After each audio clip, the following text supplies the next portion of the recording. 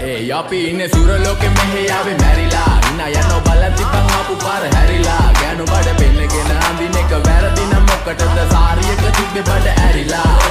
රෝංගල පතු වෙන්න ඕන් දැම්ම මාළුවන්ට පාන් දැම්ම වගේ ඇවිත් කාලේ යන්න එන්නේ පහලේ යන්න ඇවිත් කට මාලේ යන්න අපි ගැව්වේ මොරන් නිසා පදිරි වෙන්නේ නෑනේ ඔය සාලයන්ට